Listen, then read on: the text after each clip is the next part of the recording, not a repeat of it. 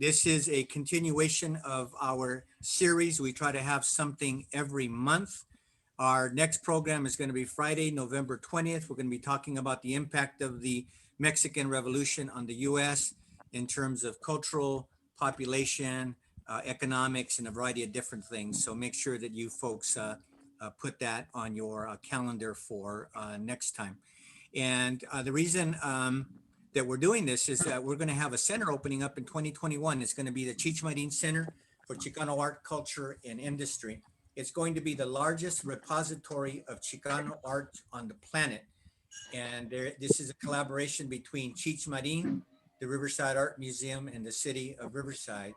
And we have been working diligently to promote the center, and other folks have been working diligently in order to raise sufficient funds for the center. I think we have raised, if I'm not wrong, we've raised close to 16 million, enough to get started on the building. We're still short approximately 2 million. So fundraising is ongoing. As a matter of fact, there's going to be a fundraising Zoom event tomorrow, which is going to be Cheech Marin talking with two artists. And there's a link on the Riverside art page. They'll tell you who the artists are and how much it costs to get in on that one. So fundraising continues. My events, I love my events to be free because I think the community needs to participate in this and just be able to enjoy the knowledge, the information, the music, the culture, the art, everything as it relates to the center. So I try very hard to make sure that our functions, at least my functions, are free to the public. That doesn't mean that we don't do stuff. We do, but I am pretty limited as to what I could do because of my position as a Superior Court judge. I can't ask for any money whatsoever, so I don't intend to do so. Before we get started, there is a 6-minute video. It is an interview with Cheech Marin, and he talks about his art collection. And I thought we would share that just kind of as a reminder of why we are doing what we are doing today and for all of our programs. Drew, are you ready? And don't forget to unmute.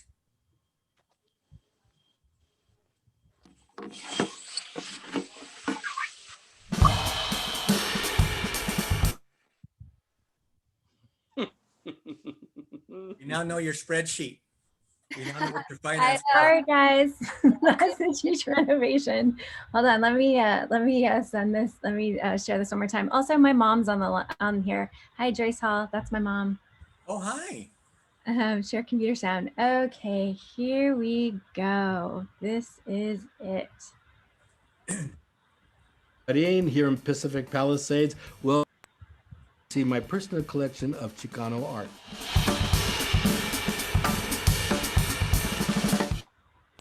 Art. It would have to be when I was in church, raised Catholic, and I was a little kid, and I'd look up and see in the ceiling was all painted with guys in sheets and walking around the clouds, and always there was somebody in the corner getting barbecued. So like, oh, hey, this is interesting. So that kind of informed my whole perception of art from then on. It was holy and bloody, so. I was always a collector of something since I was a kid, marbles, bottle caps, matchbook covers, baseball cards. And so I had this kind of instinct to collect. Started collecting Art Nouveau and Art Deco for a period. And then that's right around that time, I discovered these Chicano painters. They'd already been discovered. Hey y'all, I'm gonna try one more time. I understand the video wasn't working. I knew what it was. So, okay, let me try. Or do you want to get going, Jorge? And I'll let you know when the video's up. All right, good. You want me to ask my daughter for help? I know. Yeah. I need a junior high kid, honestly. I don't want to tell everybody that you admitted to locking Penelope in the garage, though. Right? Is this where I'm supposed to call you, Your Honor? No, not ever. So welcome to part 2 of our discussion. In part 1, we had a real nice 2-hour discussion with Gabriel Roth of Daptone and Penrose Records, and we played a lot of the music, and he just gave us a lot of background of the different artists that he was participating with. And today we're going to continue that, and along with that, we've invited 2 wonderful people who very talented, individuals. Trish Toledo. Trish, say hi. Hi, everyone. And then the talented Joey Quiñones. So he's joining us as well. So Joey said, say hi as well. Hey, what's going on, everybody? All right, good. So I thought that we would start tonight's discussion, Gabe, with we talked last time how you moved from the East Coast to the West Coast and how you bought a house and a variety of different things. But what we didn't talk about was how did you get connected with those artists that now form Penrose Records? Well, it's interesting. I think we touched a little bit last time just on kind of just the general context of the scene out here, you know, that I mean, obviously I'd been in New York and traveled around the world and selling records other places. You know, I was in New York for almost 20 years and I moved from Riverside, and we've been selling soul records. So, you know, touring from place to place, we were in touch with these little kind of scenes, you know, in Barcelona or in France or in Germany and also all over the States, you know, in Detroit, New Orleans, and wherever you went, there'd be a different kind of context. You know, there was like in Spain, they'd be into this kind of garage soul thing. And in France, they're into Fela and James Brown and that kind of stuff. In England, they just want to play whatever's fast, you know. But the California scene was always kind of a different, it always had its own thing. The California soul scene, I think it's been kind of multi-layered for a long time. I mean, there was kind of in the 90s, this kind of hip hoppy, breakbeat stuff. Like there's that band Breakestra and some other groups that were out here kind of doing funk stuff when that was big and breakbeats. But as far as soul music, you know, there's always been this really deep connection with, you know, the Chicano culture community out here and, you know, the lowrider scene and soul music, you know, and you know, oldies, Motown music and music from different places. But, you know, that you know, we discussed that before, and everybody on the call, I'm probably the last person should be talking about it. But basically the way that the you know, Chicano culture embraced that music as their own, and it became kind of, you know, those sounds, those soul sounds, whether they were the early sweet soul sounds or the later stuff going up to like, you know, like Roger Zapp you were talking about before, like all, you know, all those sounds became kind of a soundtrack to everything that was happening out here. But from my perspective, to take a step back again, like I was in New York, and those scenes had never totally connected. We had a handful of songs with Sharon Jones, like Making Up and Breaking Up, and a couple other things that kind of hit the scene a little bit and crossed over a little bit. But for the most part, they were pretty isolated. You know, we had some big fans, Daptone fans on that scene, but it was kind of a separate thing. So about 10 years ago, I moved back out to California, like we talked about, to raise my family. And I wasn't really looking for musicians or talent. You know, I had my whole sitch worked out in New York, and I was just looking for peace. You know, I figured I'd go back to New York and record and tour and stuff. And this is just a place for me to be quiet. I mean, most people didn't even know that I moved out here. They thought I was still in New York for years. But, you know, slowly over, I guess it was probably 3 or 4 years ago, I started realizing more and more that there was some kind of vibrant young energy on this soul scene. It wasn't just, you know, abuelitos in their cars listening to old records. There was all of a sudden younger kids, and again, like younger is always relative for you and for me and for everybody, but you know, kids in their 20s and 30s and stuff that were starting to put these bands together and stuff like this. And it was actually a friend of mine, Mano Mirande, from downtown Riverside here, who was helping me with some different things, and I've known for a while, that hit me to some stuff, man. I knew that, you know, he's playing on some of the reggae bands and stuff in Riverside. Oh, I got a dog attack in the background, sorry. But, you know, so he hit me to some of the local things going on. And one of the things that, one of the groups that we were talking about was Steady 45s, which is kind of a rock steady group from LA. And Joey Quiñones was a member of that group, you know. And then I guess Joey started doing stuff on his own outside of that group. And Mano was like, man, hey, you got to check this out, and started playing me stuff. He started playing me Barrio Joyride and the Sinseers and some of the stuff. And at some point, I'm trying to remember how we got together, but I think Mano brought us together, and I finally got to meet Joey. And it was definitely meeting Joey that kind of opened up a world for me, because he's connected. I mean, as I'm sure will kind of come tumbling out through the next hour or two, he's connected in so many ways to so many different groups on the scene. You know, he's playing with everybody. He plays every instrument. He produces, he writes, he sings, you know. So, you know, through him, I got to know about the Sinseers, and then through the Sinseers, the Altons, you know. And there's some, you know, there's other artists that I connected with in different ways. Like, for example, Jason Joshua, who was actually from Miami. I connected with him through Adam Scone, an old organ player I know in New York, who moved to Miami. So there were some other connections and stuff. But like Los Yesterdays, I met through Tommy Brennick, who's a great guitar player and the man who produced all the Charles Bradley stuff and Menahan Street Band and all that stuff for his Dunham imprint, which is part of Daptone. And Tommy introduced me. Tommy met the guys from Los Yesterdays, Vic Benavides and Gabe Rowland, who are out in Altadena. He introduced me to them, you know. So it just kind of very quickly in the last couple of years, from one person to another, kind of grew into a whole thing, man. But you know, for me, it was really kind of delightful, because like I kind of told you, and I wasn't, it's not that I felt like I was done, but you know, I'd spent 20 years like building up this family of musicians and putting these careers together, particularly for Sharon Jones, but you know, for this whole label. And you know, losing Sharon to cancer and losing Charles to cancer, and then losing Cliff Driver, and you know, losing Dan from the Frighteners. And I mean, we just kind of had these couple of years where where we had a lot of loss. Right. And I was definitely kind of in a strange place, you know. So for me, it's just inspiring, kind of stumbling upon how vibrant this scene is out here, and all these young musicians that are making these moves and have a sound. And I think, like I told you before, like I kind of found myself in a different role. Instead of being like, hey, this is my music, this is my sound, I'm going to make my records, I'm going to do my thing. I was like, I kind of did my thing, and now I'm in a position where I have certain resources and certain experience and certain things at my fingertips, where I can just kind of help elevate this scene and this sound and this energy that's already here, you know, just help try to bring some people together and try to help get some records out there, and just try to support, you know. And particularly with a guy like Joey, who's so prolific, you know what I mean? I mean, the guy's just constantly recording with different people, for different people, making lots of different records, all kinds of different things, you know, doo-wop things, reggae things, you know. So you know, that's I guess that's the lead up. I mean, from there, I mean, I think maybe we bring Joey in. You think? Well, just one more question.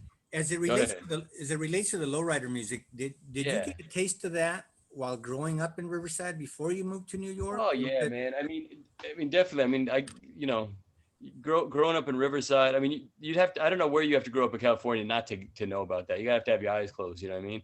But yeah, that music is literally all around you, man. You hear. You know, you see the cars, you hear the music. You know. And it's not just at the park or you know, at the car show or when somebody's cruising by. It's also at the roller rink and on some of the radio stations and at your friends, you know, your cousin's house and everything. So yeah, I grew up around that music. You know, it's always been around. You know, It's the soundtrack to our lives. Trish, I want to turn to you for a second. There's probably a 20-year gap between you and I. I grew up on lowrider music in the 70s. Okay. What was your introduction to lowrider music, and why were you attracted to that? Well, I grew up honestly with a wide range of music, lowrider being some of it. I am the youngest out of 4 siblings. So I have my eldest sister who's maybe about like 12, 13 years older than me. So the era that she grew up in Wilmington, Hollywood, LA, and she's from the little memory that I remember, when she would take me out driving with her friends, she would bump oldies and stuff. And then my dad used to, he played piano, and then he used to be in like a top 40s band. So then he would put on some like Heat Wave, Stevie Wonder, Earth, Wind and Fire, stuff like that. So and what else? And then so I was introduced to it, when I was Right. But there's a difference between being introduced to it and now making it your main staple. I mean, because when I look you up on YouTube, it's all those oldies that I grew up with. And then now you're writing your own tunes, but those tunes have a flavor that matches some of the stuff that you were covering. So it's a difference between being exposed, but now making it your livelihood, for lack of a better word. Yeah, I feel like out of, all the music that I sang and listened to growing up, something about just that old school sound, the vibrations of the live instruments, the sound of just the vocal range that sounds. I mean, the vocals, they just hit differently. I think the music that was recorded back in, the early days before it became digital, it just hit differently. And yeah. So I'm gonna put you on pause there. Joey? Yes, sir. All right, brother. So Joey, I want to know, what was your introduction to what we refer to as the lowrider scene, but the new age folks are calling it Souldies, and people are saying old school when it was actually my school. But how did you get turned on to that kind of music? And then how that influenced the music that you're playing now? Because the music that you're playing now with all these different groups and that you're teaming up with, for example, I Want You Around, how did you get introduced to that style of music, and why were you drawn to it? I don't think I was really like formally introduced. I guess that's a weird thing to say, but I was kind of forced into it. My dad's been in a lowrider car club since the '70s, since he's been out of high school. So and my mom's dad, the house in front of us was the place where they would all meet up because the mechanic lived there. So I was always surrounded by that. Going to my grandparents' house, going to my dad's. When my dad would take us for the weekend, we'd end up at the car shows on Sundays. Every Sunday we'd be at a car show. So it was kind of again, like, but I'd be stuck there as a kid and just kind of like rocking by. It's kind of cool, right? Whatever. But I never really got it. I was into music as a child. Got into it much later. So it's kind of funny because I kind of went backwards. I got into music around my teenage junior high school. I went to Griffith Middle School down in East LA, and the coolest thing over there at the time was skateboarding and punk rock music. So I did what every other kid did, picked up an electric guitar and tried to start a band.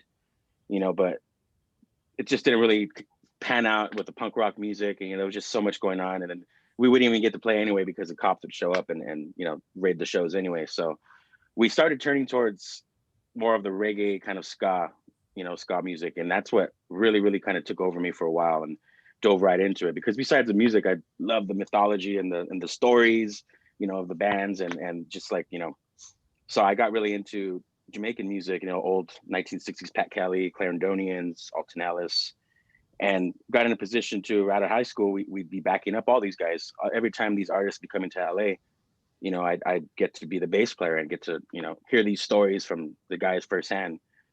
And then, when you start digging and digging, you start wondering what they were listening to, what they were into, what got them into music. So, you start hearing these like, damn, I remember this song. Like, where have I heard this song before? It's like Sitting in the Park, reggae version. Oh, wait, it's an oldie. All right. So you start realizing that everything you were showed as a child is kind of like right in front of you again. So I started digging into what Pat Kelly was listening to, and he was a big Curtis Mayfield fan. So that got me into the Impressions, which got me into a whole world of, then dug deeper into the Mad Lads, and it just got a big wormhole that just kind of sunk me in. And then besides that, getting to the recording aspect of it was just another wormhole in itself. But it was just kind of like a natural thing to switch, because I was doing a lot of the 1960s rock steady traditional ska music with the Steady 45, as Gabe mentioned, and I was fronting a band at the time in LA, and it put us in a position to just meet so many great artists, and so many people had been in that circuit for so long and in the industry, and just it was like going to college. It was like going to like a music playing live show college and stuff. So it was kind of one of those things where you eventually end up to what they were listening to, and it got me into soul music. And now I'm in the process of doing that same thing where I'm in another wormhole of soul music, and San Antonio sound and the Philadelphia sound and all these different kind of scenes that were popping up at the time, just like it is now. And then in a blink of an eye, it's kind of just turned into being a part of something like that in modern time. So it's pretty crazy. So introduction to oldies by osmosis, huh? Osmosis, yes. It's funny how you've gone through a variety of different styles of music and then find that they all have their root in the music that you were listening to not consciously, right? Because, Exactly. you know, it's like my kids, all of a sudden they're singing a tune and I'm like, how do you know that? Well, Dad, I've only been hearing it since I was 3 years old, right? Yeah. Yeah. So Trish, going back to you. So you talked about being introduced to other music, but what you didn't talk about was your Spanish language singing and your Spanish singing career at age 7. Yeah. Well, my dad had a studio in our living room. 'Cause his weekend job was playing at clubs, bars, restaurants, whatever the case was. So he would sing English and Spanish. I believe my first language was Spanish. So I'm pretty sure one of the first songs I sang was like a Shusha song. I don't know if you were familiar with Shusha. Oh, God. Do you know who Shusha is? Yeah, she has a funny Yeah, spelling the jelly name. shoes. Yeah, it's So IXA. She had a very funny name with an X yeah, in yes, it. XIO, something like that. Yeah. So I grew up singing and impersonating her, Gloria Trevi, and of course Selena. Right. Those are my top 3 growing up. And then yeah, so at the age of 7, I did a singing competition called Cuánto Cuesta el Show, Channel 22. But that one was a cheeky show. So my dad forced me. Oh my gosh, I was so nervous. They asked me, do you want to be first? Last, I was like, just put me first. I want to get it over with. My dad had to bribe me to do that kind of stuff because I was extremely shy. I still come off a bit shy. But I don't know. It was so nerve-wracking. But anywho, I ended up singing a song by El Grupo Límite called Te Aprovechas. And like I said, I just enjoyed impersonating singers. So I even like did her hand gestures and all that. And I ended up winning. Wow. Yeah. Gabe, I went stereo. Gabe, let's turn to you for a second. So Gabe, what do you find most exciting about working with Los Altans, Los Yesterdays, the Sinseers, and all the other artists that you have on Penrose? What do you find most exciting about that? Like the most exciting thing for me probably is just how vibrant it is, man. Like the idea that it's not like, because I mean, you have to realize, like, I mean, Daptone is basically, there's a lot of people putting a lot of energy and a lot of music into it. But from the beginning, it was something for me that I felt like I was willing into being, you know what I mean? Like I had to manifest everything. Like if there weren't records, like if there was a record being made, it's because I was making it. If there was, you know, I was making this stuff happen. And it wasn't till much later on when we started bands started becoming self-sufficient and stuff. But you know, from the beginning, it just felt like I was just lifting everything on my shoulders, and it was a different kind of weight, you know. And this is much different. I feel now that it's like with this scene, it's like, you know, whether I'm here or not, whether I'm involved or not, this scene is happening. You know what I mean? It's not mine to create. It's just mine to help. And it's exciting for me to just watch these groups, you know, get better and better and write new songs and do shows. I mean, it's exciting how quickly it's growing. You know, it's exciting how quickly, another exciting part for me too is how quickly, at least with kind of the Penrose part, how quickly it became a family. You know what I mean? I mean, in New York, you know, we had this very tight family, but it came from years and years and years of people starting to tour with each other and getting to know each other, starting to listen to each other's mixtapes and stuff. This stuff, man, this came together quick. I mean, we only did 1 or 2 shows together as a kind of review, you know, like as a showcase. But like the way that the bands gravitated to each other and the way they respected and appreciate each other and just right away started helping each other, you know, whether it's in the studio or at a show. I'm gonna sing background for you, you come play bass for me, I'll play, you know, organ on your set. You know, that to me, man, it's a great feeling, man. It's a great feeling to see music come together like that, you know.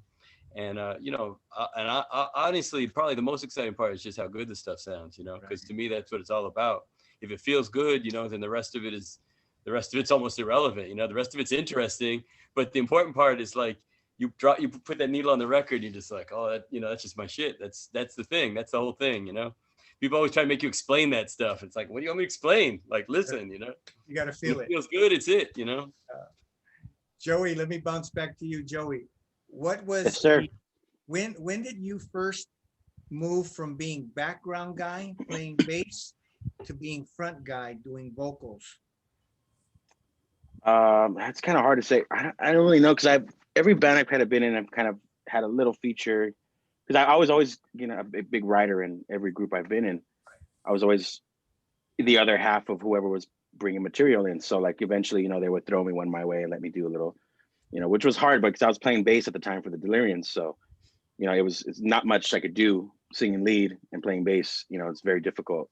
So I think when I joined the Steady 45s, they kind of forced me because it's funny. I didn't actually join the Steady 45s. I filled in for the sax player because he had a surgery. He had a major surgery on his cheek, like bone or something like that, and his eye socket or something. So he couldn't play for many months. So I filled in for his spot on saxophone, and then they lost their trumpet player.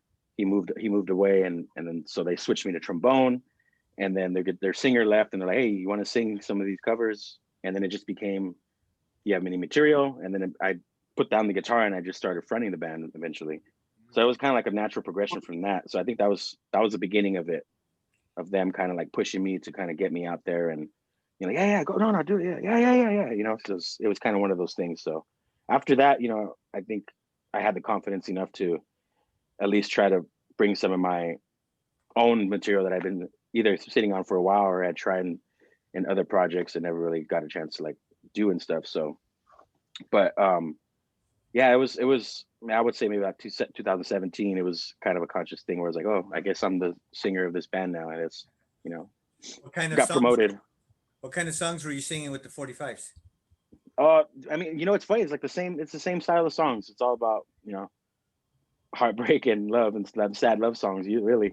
But you know, but no, a lot of the covers that we do were so much fun singing with those guys because I mean, we would stay up so late. We'd be on the road. I remember we would tour a lot too. We'd be traveling a lot. So, you know, we had bought in a bus and we'd be living out of there and traveling up and down the coast, up to the East Coast, and, you know, following the California Honey Drops because they were giving us like good gigs as an opening band. So we kind of just built a tour around that, and every night we'd be up all night singing together and, you know, just stacking harmonies and showing each other ideas between the bass player and the saxophone. And it was just like those late nights of like really grinding it, especially after a show when you play 2 hours or an hour and a half. You know, you, instead of going to sleep, you just keep kind of like feeding your brain with it. So it was kind of one of those things where we were in a really assembly line kind of mentality of performing and writing and just, you know, kind of doing stuff. Response to Trish. Trish, in almost all your videos, I see you just by yourself. Were you ever part of a group? I was actually. I was in a ska band. Oh, I okay. was in this ska, like Latin ska reggae band for about 5 years. This was what, like 2007 to 2012 or something like that. I was the front. I was the singer. I was the lead singer. I wrote my songs. So like Joey, how back in high school, how, you know, he ended up playing for a punk band because that was the thing, and I was kind of like an outcast. I just accommodate. Sorry. Oh no. Collect myself. Oh no, there's someone coming. Oh God, here we go. I felt something coming. Okay. So anywho, I was into like the punk ska scene back in high school, late middle school, and I always wanted to be in a ska band. I enjoyed going to ska shows. I would take the metro to Linwood, Southgate, East LA, you name it. So anywho, I noticed there wasn't very many female singers for these ska bands, maybe only like 2 or 3 at the time. So I went to Harvard. Anyways, fast forward to like maybe 3 years. I went to Harvard College in the city of Wilmington, or Harbor City. I was taking a voice class there. And one of the musicians from this band, Yerba Mala, approached me and asked me if I wanted to be a part of the band.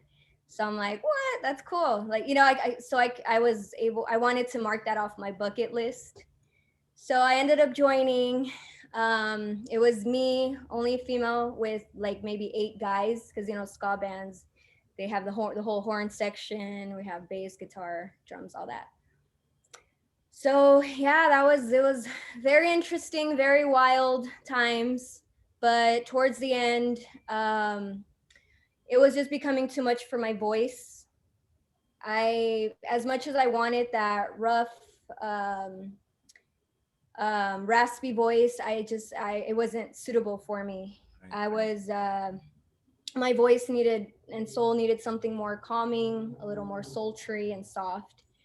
So towards the end, I actually wanted to do some like oldie versions of like turned into ska, reggae, rock steady, but the guys weren't about it. So then that's when I decided to go my own way. And then I started a little side project with the guitarist, and we did a few like reggae versions of Etta James and James Brown and stuff, but it didn't last. We only did like 3 bar shows, and then I took a long break. All right, cool. Gabe, I want to go back to you.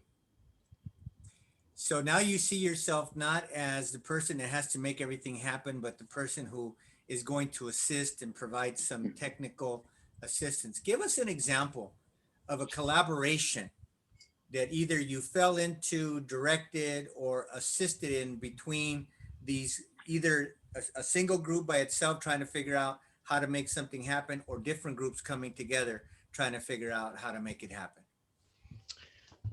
Well, man, almost all the Penrose Records 45s that we put out, man, they're almost all like that, man, where I feel like these, you know, they're all songs by groups, and they bring in a song, you know, like for example, you know, the record, the first record with Joey, the Sinseers record, you know, the way we did that was it was a song that seems like that Joey had, and he had that real popular YouTube version that everybody was going after, and he had a zillion hits on it. And he wanted to do kind of, I think he finally, and Joe, you jump in here and correct me when I'm wrong here, but it seemed like he wanted to do one kind of final version almost to be done with it, because he felt like the version he was listening to was not the one. He didn't really get to put everything into that. So, you know, I guess. Yeah, totally. I guess, you know, the way it works, he brings it in, he's got the tune, he's got the song. And most of what I'm doing is just kind of trying to, like as a producer, I guess in the studio, most of what I'm trying to do is just trying to help out with some little details, you know what I mean? Like, you know, just mostly simplifying things, right? I mean, don't you think, Joey, most of what we did with that tune is pulling things out? Like, well, what if you guys No, yeah, totally. I think we had gotten, but we had done a live version, and it gotten so like kind of spread apart. People were familiar with that one so much, and it got kind of old with that. So I think we wanted to go in there and kind of not flip it, but like pull it back, and like you said, kind of just take stuff out and make it translate better, you know, vocally and as a song, and just kind of have a period on it. Mm-hmm.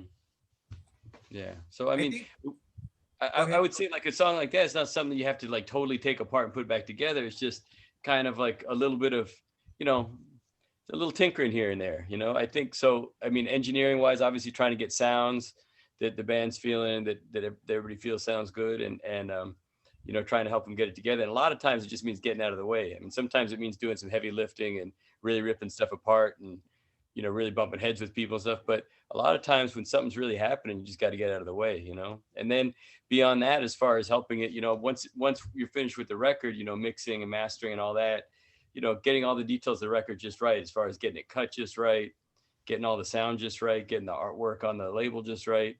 And then, you know, having like, you know, being able to use like what we built up in Daptone as far as our staff and our distribution network and manufacturing, and just getting everybody behind it to be able to try to get the record out there, you know, and to be able to sell it for these guys, you know.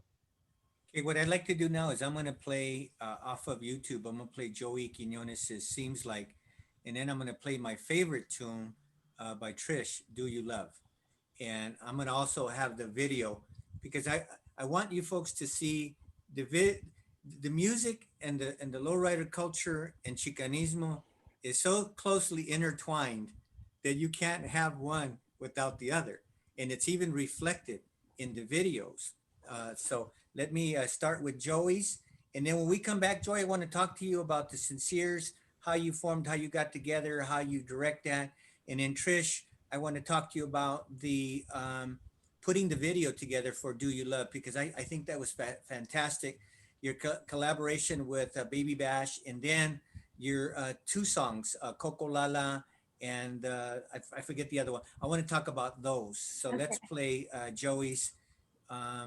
Seems like, let me first share a screen so that, so bear with me for just a second. Okay, so now let's go here. Now let's do play. And now let's hit one.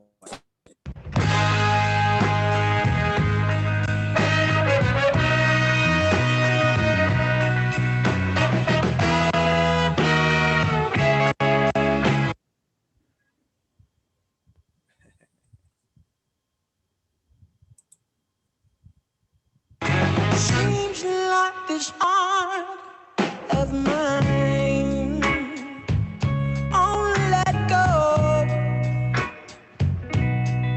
and the art she gave to me touched her like she called. Seems like this art of mine just don't know about the pain that love may bring.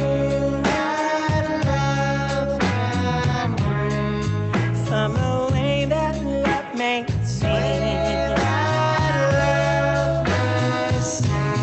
But I'll try to make it understand. Seems like I lost my mind, searching for love, and the pain I feel deep in my soul, they will never ever tire.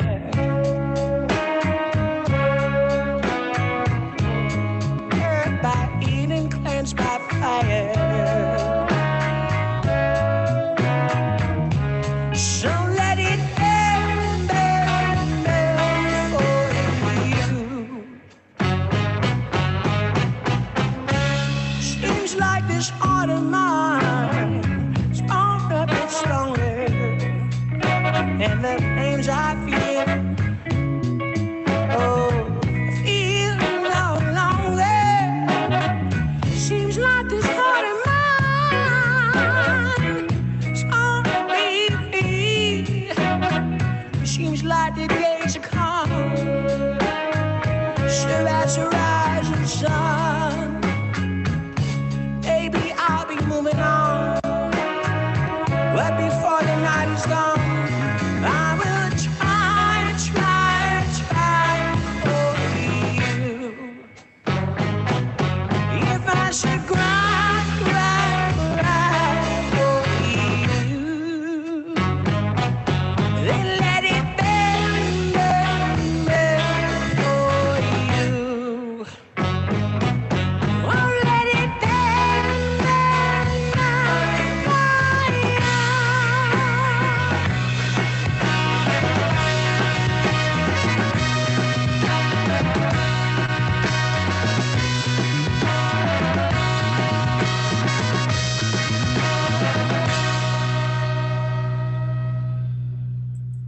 Ooh, Wow. sharp.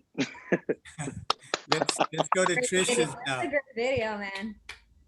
Let's So go to Trish's video. Gosh. Oh, come on, you know it's great. Woo, 63 minutes.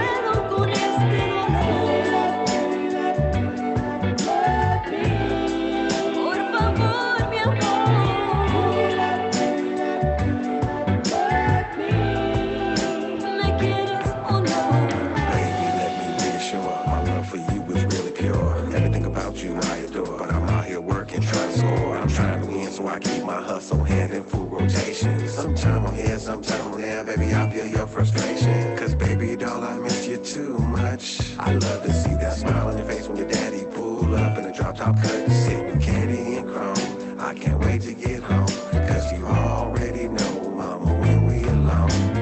Give me little loving, my darling, please. Oh, baby. Don't wanna let you I go.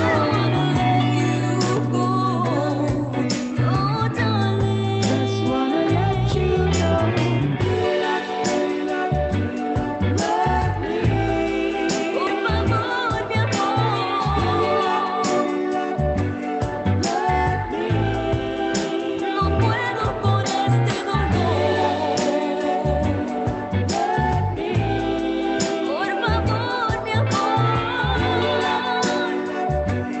Love me. ¿Me quieres o no?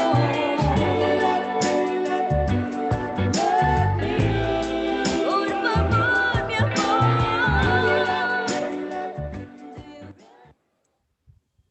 That was fantastic.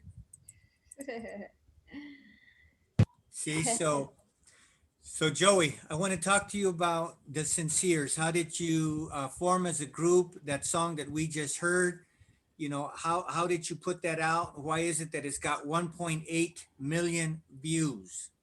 Really? Damn, don't remind me. Oh, I'm sorry. It was only only 1,800. Never mind.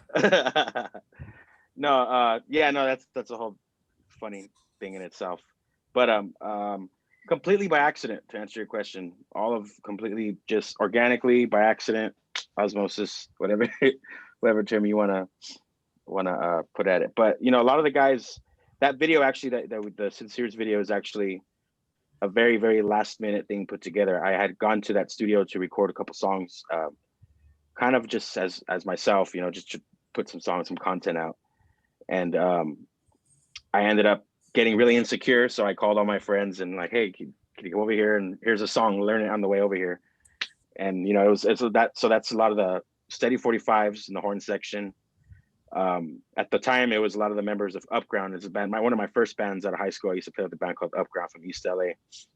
And so that was the bassist, saxophone player playing guitar. And then we didn't have a drummer. So we called in, you know, the only guy that I knew at the time who was ready to drop everything and come out and record with us, which was Diego, which was kind of the guy who kind of put me in contact with Jason Joshua as well as Gabe. So shout out to him for, you know, putting a lot of stuff together too. And he plays in a great band too that's plays a lot of great soul music with strangers. And so yeah, it was kind of a last minute super thing, and that we just kind of got together, learned the song there in the studio, filmed it, and it came out, you know, pretty rock, like we had said, it came out really upfront and kind of like I remember Upground, I saw y'all like, oh cool, from Irene. It came out super, just, you know, blah is like the only word I could think about it. We played it live, and it was just me singing as loud as I could, and just the energy, trying to get as much of a live energy, because the concept was just a live video, live performance. So we were trying to get as much of that as we could. And that video just got passed around so many times that I ended up having to form the band around that video, because people wanted to book this band, these Sinseers, that they saw on YouTube. And, you know, I just kind of like started kind of getting everybody together and saying like, hey, I got a paid gig, you know, you guys want to work? You know, so we kind of just came together as a cover band, and then eventually started pushing original material. And it was kind of a accumulation of the steady 45s, as well as the Illusions, some of the guys from the Delirians. And then we had the Altons come in as a vocal section. So it was kind of like this big, kind of like, I saw it as, okay, we're going to do this big review band, and then we're going to have different singers come up, and you know, like the Altons will sing their song with the full band, and then, you know, I'll sing my song, and then we'll have all these singers come up. And eventually that's how we got in touch with Trish, you know, started backing her up for the live performances. So that was kind of the idea behind it. Just kind of maybe just making a nice frame for everybody to kind of step in front of the picture once in a while and take a shot, you know, little backdrop. Right. So it kind of seemed like it was kind of like a vehicle because of this kind of video. It made sense to kind of utilize that to push everybody out there a little bit. And that's what I kind of saw it as. And, you know, we'd be playing shows, and people wanted to know where we could buy the record. So then, you know, I had to go out and write songs for the group. And you know, as time went on, we kind of just did more sessions and did more rehearsals, did more gigs, and finally decided like, all right, I guess we're gonna, you know, we had a gig booked in France for this Transmusicale festival in last year in December. So it was just kind of like, all right, we gotta let's fully commit to this, and let's make this a brand. And that's kind of just what's been, you know, we've just kind of been pushing that forward and just doing as much as we could. And it's amazing to have the best musicians that I saw at the time in LA and East LA, and it's amazing to have them be in one place at the same time. You know, and everybody gets gets along together so well, and you know, there's just such an organic blend of mentality of what we're approaching and why we just approach the music and how we get to rehearsals and how we do our performances, because we played with each other for so long, you know, whether it be in the ska scene or whether it be in the punk rock scene or in the cumbia scene, or, you know, like we all been around each other so much that we like working with each other genuinely. Cool.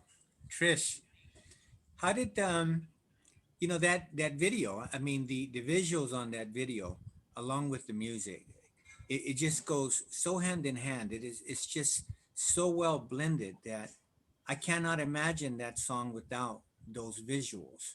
Yeah. I mean, so how did that come about? How did you write that song? How is it that you were able to get somebody to do that video? And how did you collaborate with Baby Bash? Okay, so actually the song was produced by Mr. Joey Quiñones right here. Cool. I was at the time with that record label Silent Giant Entertainment, and that is where I met Baby Bash. The producer at the time, I believe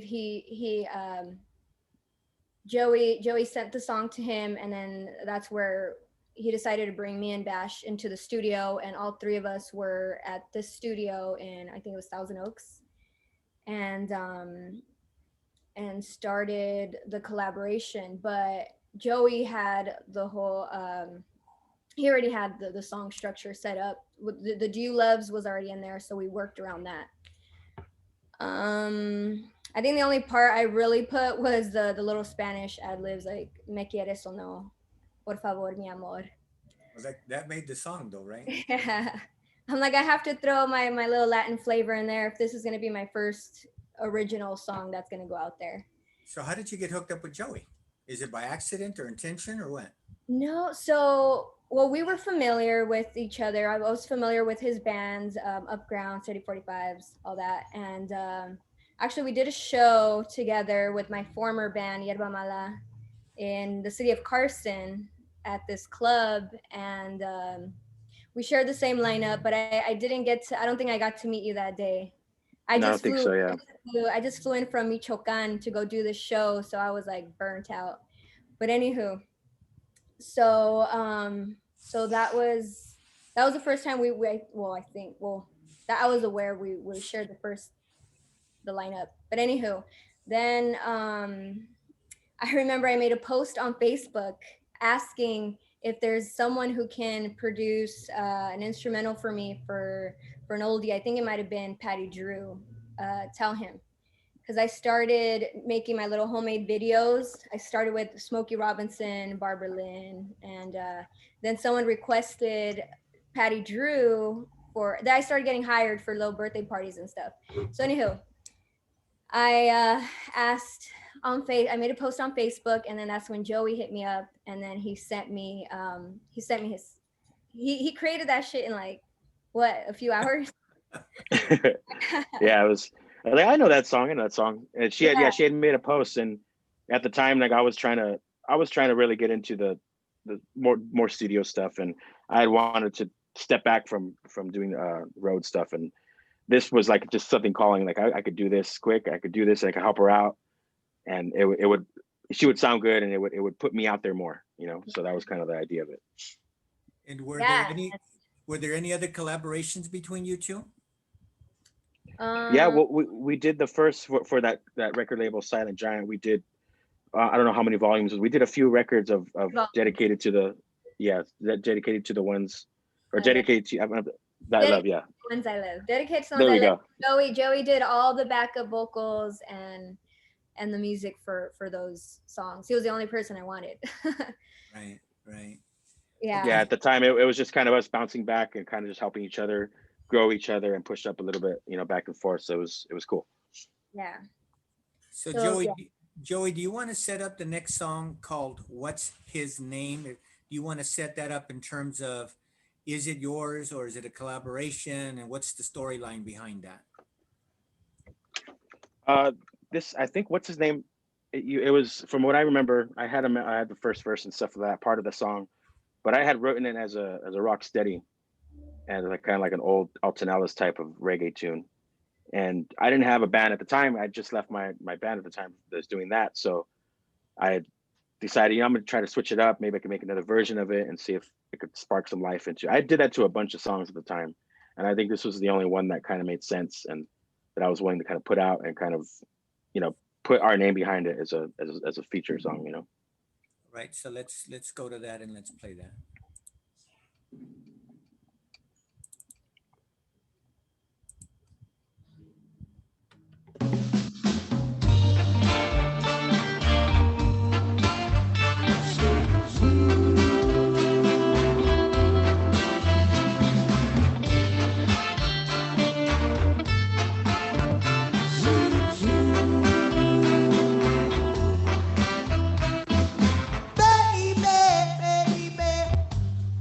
What you trying to do to me?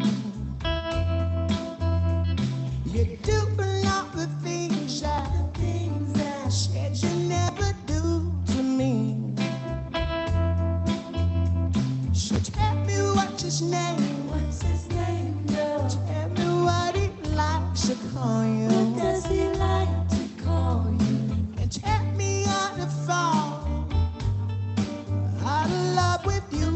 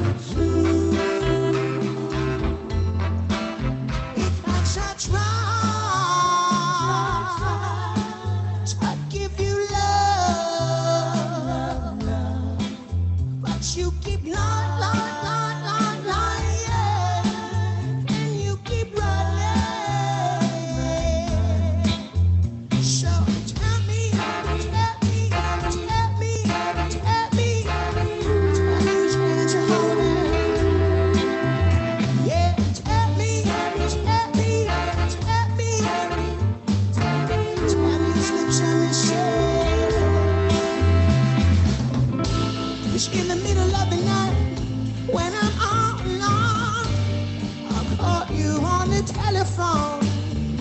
You keep telling me again, when all I really want to know is who he is. What's his name, girl?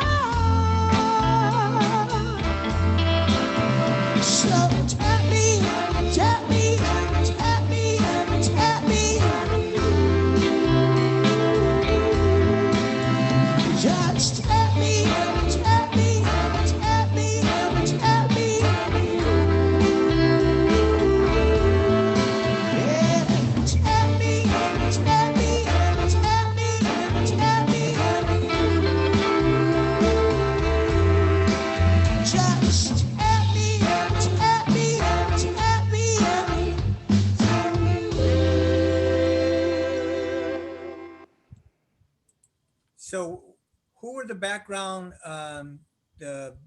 vocalists and the musicians on that track?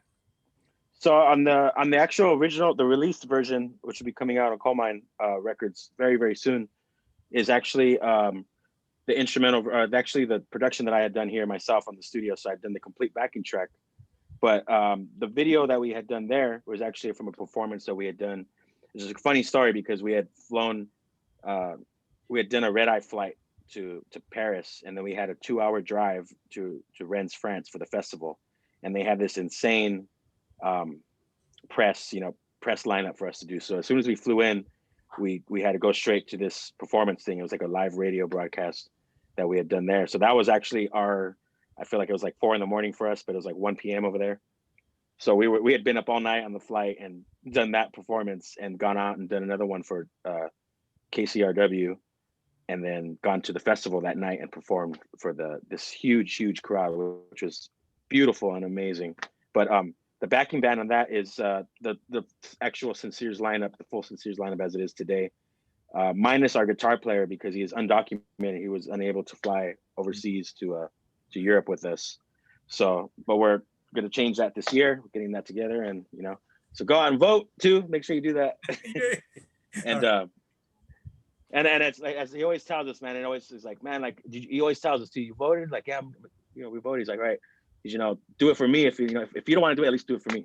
It's like, damn, like, got you, homie. You know what I mean? Because that's such a familiar story with a lot of musicians in East LA, and it's a shame that a lot of these guys can't go across seas. Yeah. Gabe, I want to turn to you. So as I listen to Joey when he talks about how he would have all these different artists and all these different singers have their turn performing, I see that as a rarity. Mm-hmm.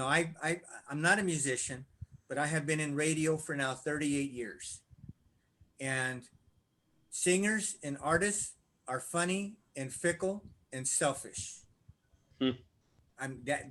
You may want to admit to that. You may not want to, but that's how I see it.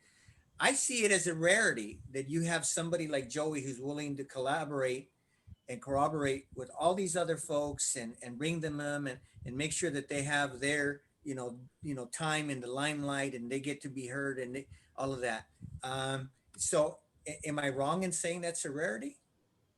I mean, I think that the thing to me is that, and again, jump in and correct me, Joey, but I would see like Joey is somebody who sees himself not as primarily a singer. Joey's not somebody who wakes up in the morning and says, I want to be a star, I want to be a singer.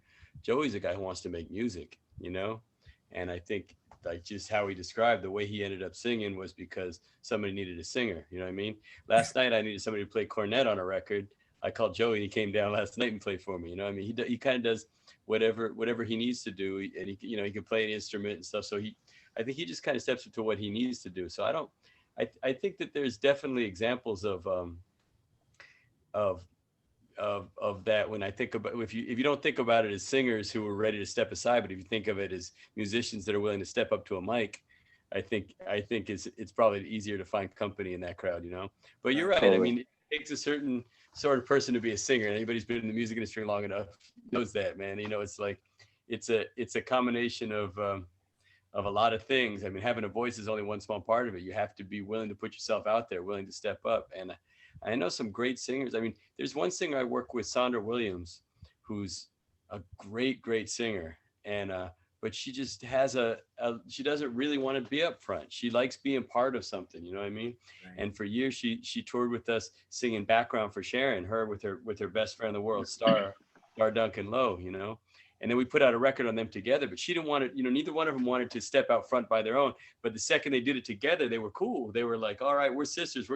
I got your back, you got my back, But yeah, it takes a certain personality, I mean, it's a strange thing ego-wise to be like, I'm going to come up here and open my mouth. I want everybody to listen, It's a hard thing to do. And I think a lot of singers struggle with it, Some people, I don't think there's a lot of singers that are all the way comfortable with it, to be honest with you, But yeah, usually most singers, I mean, present company, of course, excluded, guys. But I'm just saying most singers have some balance in them of like insecurity and kind of narcissism. They're always kind of fighting their way out, And usually when they think they're unstoppable is when they're most flawed, and when they think they're most flawed is when they're their most incredible. I mean, it's I don't know, singers. It's one of those things, man. It's kind of an enigma, you know what I mean?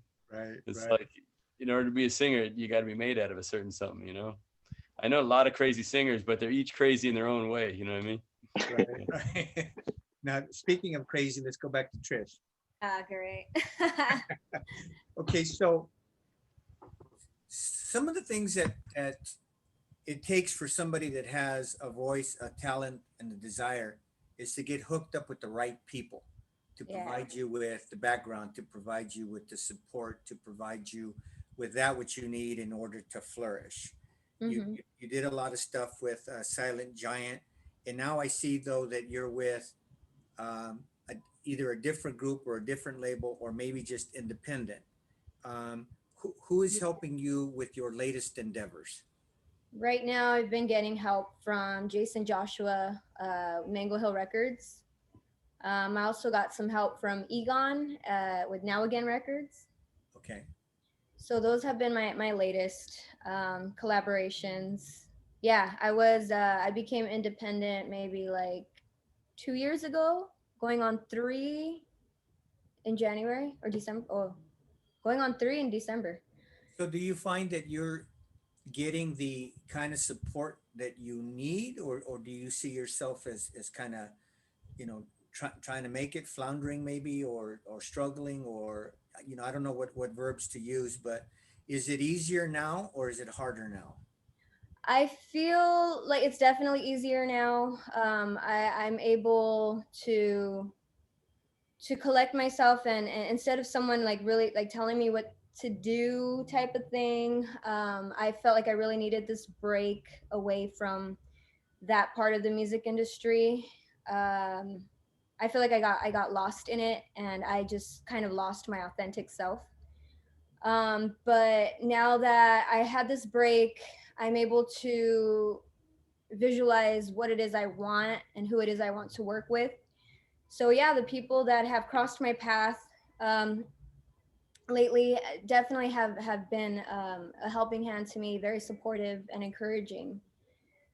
How did you get hooked up with the Sinseers? Thee Sinseers, it was when I was doing my cover, my project with the cover with Oldies, and then people they were requesting live musicians, so of course Joey came through with Thee Sinseers. There's a song that I've got queued up that features the Sinseers. It's called "The Only One." Can you set that song up for us? The only one. Wait, set it up. Is it yours? Is it? Oh, yeah. So that one was once again Joey Quiñones right here. So is it his song or his helping your song?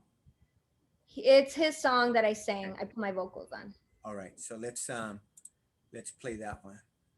Okay.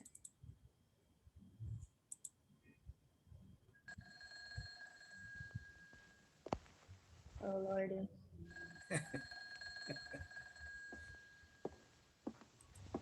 This is a fun one to me.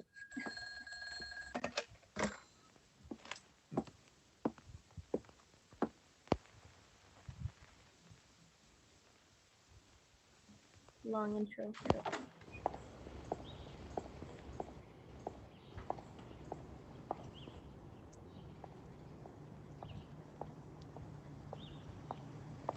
This location is Long Beach.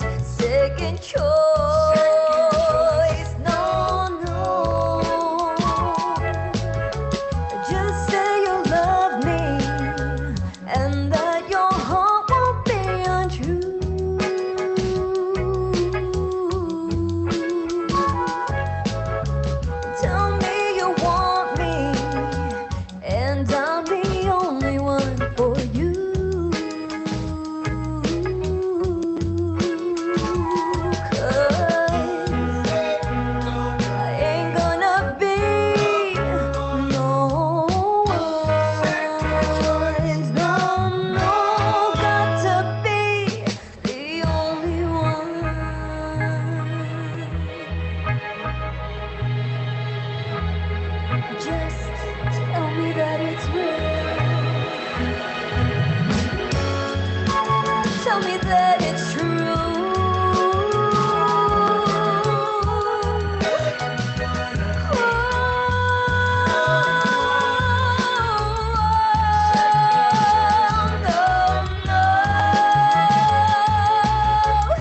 Just say you love me, and I'm the only one for you.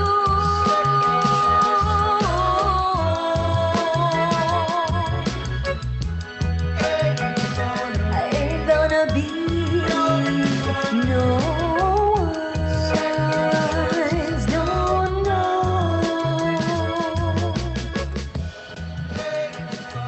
Ain't gonna be no. Whose decision was it for it to be a 70s throwback? Mine. And who decided to throw that little Midnighters album there at the towards the end there? It was actually my friend Anthony Santa Muerte Trading Co. I had him set up my garage, and I used some of his stuff for props in there, like the Pioneer Right. record player and all that. And who did the cars belong to? The black Delta belonged to my friend Mario from San Diego, and the green Riviera, which actually ended up winning during COVID, belongs to my friend from Torrance, Christian 'Cause Cruzwell. those are non-traditional rides, but they look fantastic. Yeah, I made sure to find Right. the You know, Riviera. my first car was a Delta 88 Royale Was it? convertible. It was red with a white top, 75. Oh man, it's a That's beautiful the first car, ride. yeah. So We could that's get pretty about good. 12 of us in there, me and my friend. Yeah, it's roomy. Big car. I love that 70s throwback. Where'd you guys get the clothes for that video? Some of the wardrobe on my friends was my wardrobe that I found at a thrift shop. My wardrobe was styled by my friend Marie. She goes by Marie Mambo. She's a vintage collector, so she styled my hair and my wardrobe for that video. Even your rap was authentic 70s stuff. Yeah. She gets all that authentic stuff. Right? So, Joey, Yes, sir. so you're working with everybody, their kid brother and their mother. I even see you on Ruben Molina's Facebook, where you guys are in studio with just a variety of different people. You seem to be everywhere. Tell me, how did you get hooked up with Mireya Avila? She was actually one of the first artists that Industry Music signed.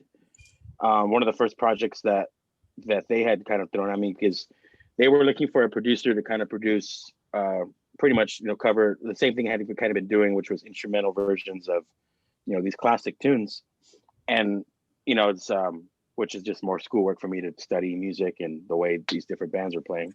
So it's a win-win. And yeah, so that's how I kind of got hooked up with them. And they own the building that I actually run my studio, where I've set up my studio within their radio station building. So that's kind of how I got hooked up with that. She was the first artist that they signed, I want to say 2 years ago. And they kind of had a plan. They have their plan to promote her and put shows on and put releases out. So I got signed on to do that and kind of collaborate with her with some other ideas that, that either the Sinseers helped produce or myself had been working on previously. So it was just one of the things that, part of the terms of her deal was, to produce some music with myself, so that's just kind of how we kind of just got linked together. Well, that's a hardcore song, I Want You Around. I mean, that wasn't something that was played on K-Earth or KMEN or KRLA. I mean, that Mary Wells tune was strictly just the hardcore 8-track playing Yeah. How did you guys come up with that song to cover? It was actually chosen by the executive producer, I guess you could call him, Mr. Ruben Cazell, of Industry Music. He's been DJing for many, many years, and he, Right. he's has his DJ gig elsewhere and stuff like that. But since he's been kind of putting this label stuff together, he had picked out a lot of covers that, whether if it was a personal thing, whether he wanted to kind of hear that another, kind of revamped, or if it was kind of like part of a marketing plan is completely out of my knowledge. But it's a great tune. I hadn't really been hip to it. I've heard actually of course, like everything else, I've heard a reggae version of it. Right. So that's how I kind of knew about the tune. But yeah, it's a good one. It's a good one with Marvin Gaye. Yeah, there used to be a radio station out of Baja California, XPRS Express, and during the late 70s and early 80s, it would only come on like at 6:45 and then drop off at 9. So the signal got boosted and then the signal just dropped, and that song used to be played on XPRS. So as a chavalillo, I would be in my room with my little transistor radio, just trying to get that station. So let's play that. But so there's a difference between because on that video you don't really sing, you just play. Yeah, there's actually it's a duet song, but videos are the number one thing that I hate doing, and I don't think I'll ever do it again. But it was just kind of like part of the arrangement, so we kind of went along with it. But it's actually a song that the version that I've grown familiar with is definitely a duet. Yeah, is it Marvin Gaye? Yeah, it's Marvin Gaye and Mary Wells. And what I don't want you to do is I don't want you to cheat us by doing future videos. So I don't think you should draw a line in the sand, man. Well, we got to figure it's got to be something really creative and really fun and different for sure. That's my 2 cents. Don't draw a line in the sand, okay? So right. let's play it. I want you around.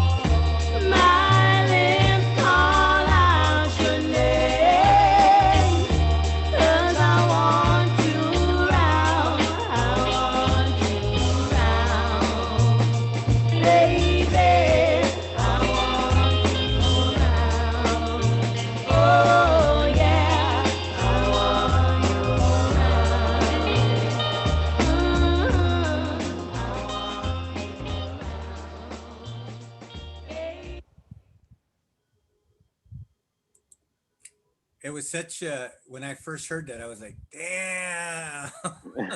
That's a shout out to Fritz from the Steady 45s on drums right there too. Oh, you guys did a fantastic job on that one. And again, you couldn't separate the car, right? The car. Oh yeah. The 37 is there, right? Yeah. And so were you involved in any of her other videos or any of her other songs that she's put out? Yeah, I don't know if it's an EP or an LP. It's like about 5 or 6 original songs that we had worked together throughout the year, that first year, and they had put that actually going to be coming out on 45 soon on IMG, and Yeah, I think that was. I think it was 6 tunes. There's a and only, forever. There's I can't think of the other titles right now. There's I think there's about 5 maybe. I know there's 5, but I could be mistaken. I'm not too sure of the titles right now. It's been it's been a long year for sure. So who else are you working with? Currently just with my group, the Sinseers, as you know, a studio band, and kind of getting them in here, and we're producing records with some of the guys from Mike Kirkland from Mike and the Sensations with IMG Records, different artists, and we had Ron Pryor of the Young Hearts in here, who's a fantastic singer, and Gabe was familiar with him as well. He had some sessions with him, and he's been producing songs, and I've kind of been remaking instrumentals with live instruments to his kind of demos, kind of drum beat and keyboard demos, which are fantastic, and it sounds so cool, kind of meshing the old kind of actual live band sound with the kind of the keyboard sound. So it's kind of fun, kind of a fun project. And you know, also we work with a lot of Mango Hill releases, a lot of the bands that are coming out of there, and yeah, just, you know, anybody and whoever, you know. And I'm a big believer in just, you know, kind of growing, and Ken, like I think we had said earlier, a lot of this was kind of based about kind of just getting my homies to quit their jobs and come play music with me, you know. So that was kind of like the grand scheme, I guess you could say, of the whole thing. But it's been cool to see everybody kind of grow up and grow everybody's individual brand, and start other things, and bring in so many other artists and so many other talent, and grow the circle of musicians and friends. It's really cool. So do you see yourself more as being in the background, or do you see yourself more in the forefront? Well, I'm definitely the bossiest, if that answers anything, for sure. But I think for the most part, it's a you know, it's a team. It's cheesy as it sounds. It's a big kind of collective thing, and it's, you know, I wouldn't be able to survive without a team behind me, and you know, it's like a big. If some piece falls out, it kind of just all kind of crumbles. I kind of look at it. So I think it's really important to kind of keep everybody together, and you know, it's kind of shooting for the same thing, but also kind of like have their individual kind of goal at the end of the day, you know, to keep growing. I think collective work is fantastic. I think if you could surround yourself with a group of people who you could feed off of, they inspire you, and you're all going towards the same direction, I think that's like heaven on earth. Mhm. So I think that you are a lucky individual to be able to surround yourself with people Definitely. who are just in the same trajectory as you are. So that's pretty cool. Yeah. Right on. So Trish, what are your plans? What are my plans? I'll be dropping a new 45 in December with 3 original tunes, 2 of which I wrote. Okay. I'm excited for that. And what tunes are those? What was that? What 2 tunes are those? The ones that I'm writing? The ones that you said that are going to drop in December that are yours. Oh, What are they? yeah. I haven't showed a preview to them yet, but one of them is titled "Can't Wait to See You." The other one's titled "Learn the Hard Way." Okay. And then we got a Spanish one called "Por Vida." And is that one yours, an original, or? It's an original, yeah. Okay, cool. Yeah. And so COVID times hit and kind of put a damper on shows, right? Although I still see a lot of dumb people doing shows with no masks. Mhm. I don't see how they do that. I mean, I see all these car shows, I see all these cruise nights. I don't go to any of them because none of them have any masks. I don't understand. And this COVID doesn't have a target victim. Some people get it, they get, you know, flu-like symptoms. Other people get it and they're laid out. So have you been able to use this time of self-imposed imprisonment? Have you been able to use that to write more, to collaborate more, those kinds of things? Yes, totally. When the pandemic first occurred, where the shutdown happened, I had a producer from Oakland named Chris Lujan send me over that track, which is called "Learn the Hard Way." That was inspired by an event that happened during COVID, which, you know, it's a little legal battle that I had. But anywho, So I got that one sent over, and then Jason Joshua sent me a track from The Beholders.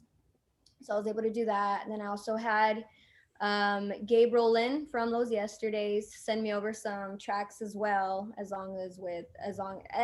so did, and I have some songs that I'm sitting on, instrumentals by Joey as well, that I need to finish writing too. But totally got me more creative. I also had a lot of time with myself to, like I mentioned earlier, to get to know myself and find myself and realize what it is I truly want. And it's just, I mean, for me, it's been a blessing in disguise, to be honest. I got closer to my family. I got to be more in tune with myself, to realize what my purpose is, and ask myself if this is truly what I was meant to do, and if this is truly my passion, which of course it is. I just had a little resentment towards it for a minute because of something I went through, but it's all good. You know, sometimes life, legalities, and other people have the way of getting in the way of your love of music. Yeah. The reason I have been a solo guy in terms of when I was in my law office or when I was doing radio or whatever, I don't like telling people what to do, and I don't like people telling me what to do. I've got authority issues. I don't like anybody telling me what to do. That's just my biggest malfunction in life. So, but I don't have the talent that you have or Joey has or even that Gabe has. You folks have the talent to put things together. So I'm glad that the self-reflection didn't cause you to realize that this was not for you. I'm glad that you've been able to stay the course, so to speak. Going to Gabe. Gabe, I know What that up? all these shows you had planned sort of got canceled because of COVID. Yeah. How do you think that's going to affect Penrose, and has it affected any of the sales or any of the releases? Well, I mean, the sales have been great, man. We've been really lucky, man. People really embraced Penrose and the records that we've done so far. And like I said, I wouldn't take that much credit for it, because it feels like it's really the scene as a whole that's blossoming, man. Everybody's records are selling. Everybody's records are moving, you know? So it's Right. great. And we just released this Trish Toledo record um, a couple days ago. And I'm sorry, Vicky Tafoya. I said Trish All Tafoya. right. What? This Vicky Tafoya record. I saw your name on it. I said, we just released this Vicky Tafoya record, Forever, and the colored one, man, they sold really quick. They sold out in like a couple hours, the colored ones, and people are buying the stuff, man. So it's weird, man. We were a little worried at the beginning that this was really going to hit our business, and we really tried to prepare, because we got staff. We want to make sure we didn't have to lay anybody off, and that we could keep paying everybody, and that we could keep our business together, take care of our artists, take care of each other. But we've been real fortunate, man. So far, it hasn't really hit us like that, I mean, I think mostly the cost to me hasn't really been as much like financial. It's just more kind of I think it's just emotional, man, for musicians and for everybody, man. Everybody just wants to go out and play music together and be close to people. Nobody wants to wear masks. Nobody wants to stay home. I mean, that's what we got to do right now. But I think I don't think it's really hurt. I don't think it's really hurt business as much as it's just hurt. As much as it just hurts. You know what I mean? Like I just Socialization. yeah, I just want to go play shows, man. I go play music, and I people want to know, get out there. People want to go see music. So it's hard. And I think another thing that's hard that I see too is that, like, all my friends, all my musician friends, not all of them could make a living playing music before the pandemic. So everybody had a straight job, but almost all the musicians I know, their straight jobs were all in hospitality. They're all bartenders. They work at a cafe. They work at a restaurant. You know what I mean? They play weddings. You know what I mean? So, and all that stuff is gone too. So I think it's rough on a lot of people. And I'm, trying to do what we can to look out for our friends and our family. Right now. But I definitely couldn't. I'm not going to sit here and cry about what could have been with Penrose if there wasn't a COVID, because, man, think of all the suffering that's going on out there, man. Like, we got the least of it. Right. So I feel for all the people out there that are really hit by the people, losing family members, and people that aren't paying their rent or their mortgage. I mean, so not to get dark on you, but honestly, I just, I feel real fortunate that, that me and my family, my friends, and Penrose and Daptone has been strong through all this, and not just fortunate, but more specifically grateful to all the people out there supporting. You know, all these people buying the Penrose records and the Mango Hill records, and you know, all these records, man. Like, you know, the stuff that Gabriel's doing with, you know, with Now Again, everybody's putting all this energy into this stuff, and man, all these people out there who are going online and buying these records, man, during this pandemic, you're keeping this thing alive, man. You know, you may not see it, but I mean, it's like Joey said, you got to go vote, man. You know, it doesn't seem like one person can do that much, but really, like, the reason why the scene is thriving is because there's a lot of people out there that are buying these records, man, and that are, you know, enthusiastic about it. And that's what keeps us going and keeps us inspired and keeps us, you know, solvent, you know. Well, the reason that we love music so much is when we're happy, we listen to music. When we're sad, we listen to music. When That's our right. heart's been broken by either death or you know, a broken love, we listen to music. I mean, music gets us up in the morning and music puts us to sleep at night. I mean, there's always a tune running in my head, just always 24/7, man. It's just there. So the fact that you folks are, you know, pumping out this music and adding to the repertoire of music that already exists and coming up with your own tunes and your own version of doing things, man, we love that because this is what we grew up with. This is what we feel. This is what runs in our veins. This is what runs in our minds. So you are actually doing a service for us. And we, in turn, what we want it, we buy it. But you are definitely doing a service for us. And you know what too, man, I think I'd be remiss if I didn't just bring this up in passing too, Jorge. Is like you've been playing a lot of stuff off of YouTube, and I think a lot of people out there now are going to YouTube to check out music and stuff. And I think it's an amazing tool to discover stuff. But you know, if you got an extra $5-10 in your pocket and you want to support artists, you got to go that extra step. You find that song you love, buy the record, download the record, stream the record, do something to support those artists, because YouTube is not paying anybody's rent. You know what I mean? That's really just free. I mean, it's only a sliver above you know, piracy, really, honestly, because you know, strange things have happened with intellectual rights in the last couple of years, you know, and I don't want to get too deep down that path, but just to go back to what I was saying before, like, supporting these artists doesn't mean just watching on YouTube. It means buying the records, you know. I mean, when you can, you go to shows, but when you can't go to shows, you buy the records. You know, even Spotify or something, it's not much. It's a fraction of a penny, but at least the artists are seeing money from that. You know what I mean? So, you know, I'm not telling anybody not to go on YouTube. You know, definitely it's a great place to explore stuff and check out the visuals and stuff like that. But if you're really feeling an artist, man, take that extra step and support them, man. If you want to keep hearing music come out, man, people gotta, you know, these artists gotta get paid. You know, they don't need to be rich, but you know.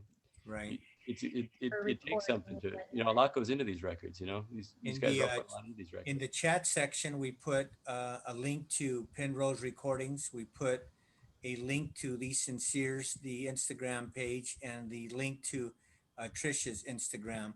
And it's those links that usually provide a link to purchase music, download music, and things like that. So we've actually put that, Riverside Art Museum staff has already put that on the chat section. So anybody who's interested in buying the music or getting more music, go to those, and I'm sure there will be links on those in order to be able to download the music.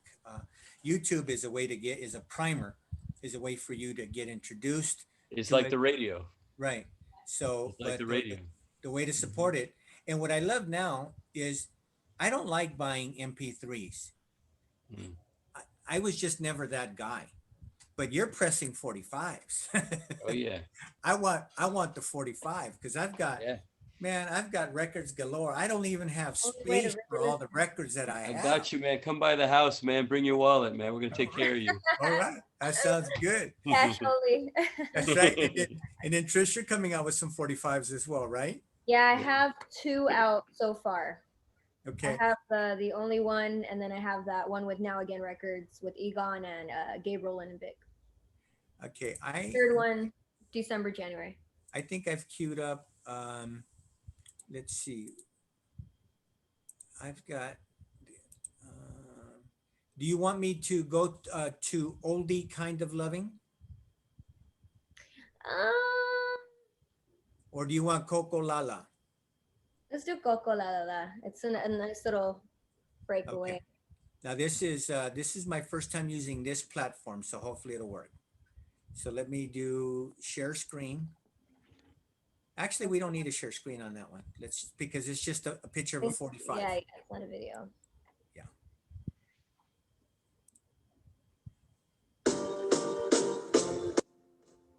This one, when you're lounging, smoking your cigar, drinking your whiskey or cognac.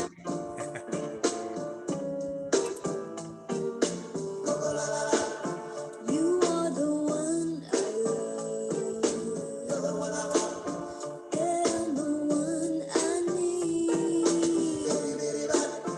That's how my heart beats for you. You're next to me.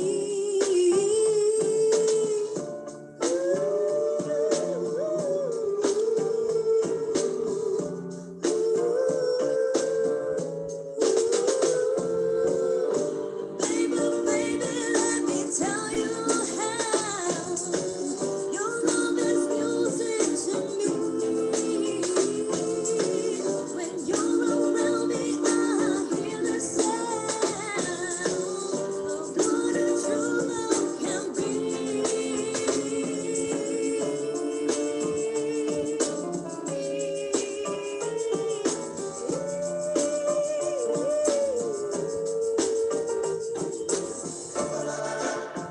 Your fingers pluck my heartstrings, my body sleeps. This harmony we're feeling, a rhapsody. Oh, baby, let me tell you how your love is music to me.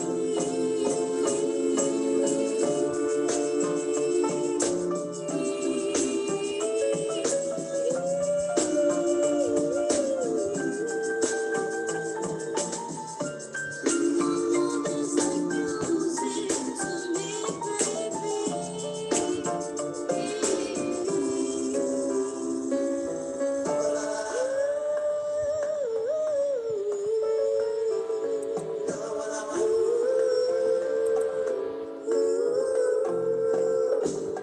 Mi amor,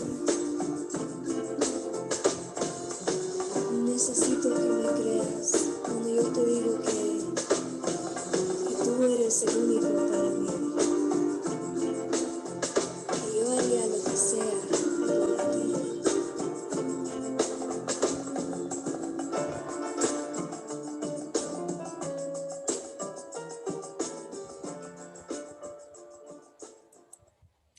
Now that was a fantastic tune. And whose tune was that? That was introduced to me by Gabe Rowland and Vic Benavides Uh-huh. from Los Yesterdays. Cool. Right on. Yeah, that we worked on that right before COVID. Now there's a flip side to that, that you put a sound bite on that on your Instagram page. What's Yeah. the flip side of that? Do the wrong thing. That's Do the wrong pretty thing. good too. When is that one going to drop? That one's already out. So that's the B-side to the new record that I have. Actually, the link is in my Instagram bio. Oh, okay.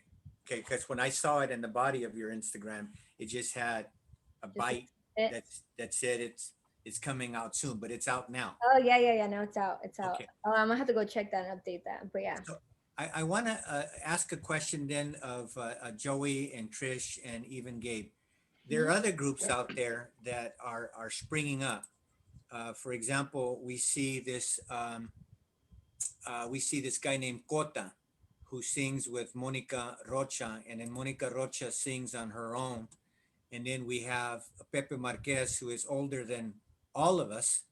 He's been around forever, Yeah. pumping out stuff. And then there's another one, last name Cadena, Cadena. Yeah, Elvia. Elvia. So, what do you folks think about these other individuals, singing the same songs that we grew up listening to? And so what do you think this is all about? I mean, do you see that as as a movement? What do you see it as? And we'll start with Gabe, we'll go to Joey, and we'll end up with Trish. You mean what? How do I see these younger artists doing Yeah, these like old? Monica Rocha and Elvia Cadena and Cota, and there's a guy named Malik. I don't know what his nationality is, but he sings with Monica Rocha, and he's got 2 tunes with her. So I mean, so what do you think about this resurgence of that style of music among these youngsters? Because when I see them, they don't look to be any more than 23, 24 years of age. Yeah, it's good to see. It's good to see these younger people like rediscovering this stuff and you know, calling attention to these records. You know, these records that we love and stuff, man. It's good to see. It's good to see that energy go back that way, man. You know, I mean, it's exciting. Joey, what are your thoughts? I agree. I mean, it's just more, you know, it's cool to have more people dive into it, make it more accessible for more people, you know, because it's just, you know, the younger people get, you know, it seems like it's, you know, someone might not be familiar with, you know, Marvin Gaye and Mary Wells, and, you know, it's going to go back to supporting that where, you know, where it all started, you know, and then within that, it creates more opportunities for everybody. So I think it's a good thing. I think it's cool. Right. Trish? Yeah, I think it's totally a movement, and I applaud them for keeping the oldies alive and spreading the music for everyone to hear, all generations. You know, for years, the only way this music stayed alive was Chicano alternative radio programs, and mostly like college radio programs like KUCR, Radio Aztlan. In San Francisco, it would be La Onda Bajita on KPFA in Berkeley. In the center of California would be Radio Bilingüe. On the Arizona border, it would be Escuela de la Raza Unida and their radio program. So for years, it's always been these, you know, very small radio programs that have kept oldies alive. I mean, I'm now in my 38th year at KUCR, and people come up to me and say, you know, my grandmother listens to you, and my grandmother turned me on to you, so now I listen to that. And then now they're growing up listening to the oldies, and then they're playing it for their children. When I go to car shows, what do you hear blasting? You either hear oldies or you hear the 70s, you know, funk, Roger, Zapp, and you know, the Commodores and all of that. So there is a large population that still lives for that music. And that's not to say that they don't listen to anything else, because they do listen to everything else, right? They listen to even stuff I wouldn't be listening to.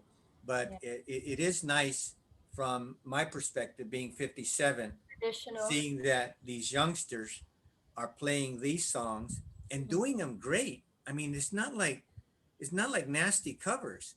I mean, these are fantastic covers. For example, I want to play Cota doing a Brenton Wood tune. He does "I Like the Way You Love Me," and he does this, you know, fantastically. I mean, it's not like a bad version, and we've all heard bad versions, right? Let's just put it out there. We've all heard people who try to do that you're like, you should not have tried that particular song, right? I want to play that, and then if anybody, you know, has any comments as it relates to the way he delivers that song or anything else. And I don't know anything about this guy. He looks Hawaiian to me. He don't even look Chicano. He's actually the what is it, nephew of Edub, who's the silent giant. That's Malik. Oh. Yeah, Malik. Well, no, Oh, is this talking about Coda? Yeah, this is Coda. Oh, okay, my bad. I was thinking about Malik. Yeah, Malik, I just barely got introduced to him when he did a. Oh, yeah. Don't know why, but I love you, I do. Yeah, yeah. 'Cause I like the way you love me. Oh, girl. Oh, heaven.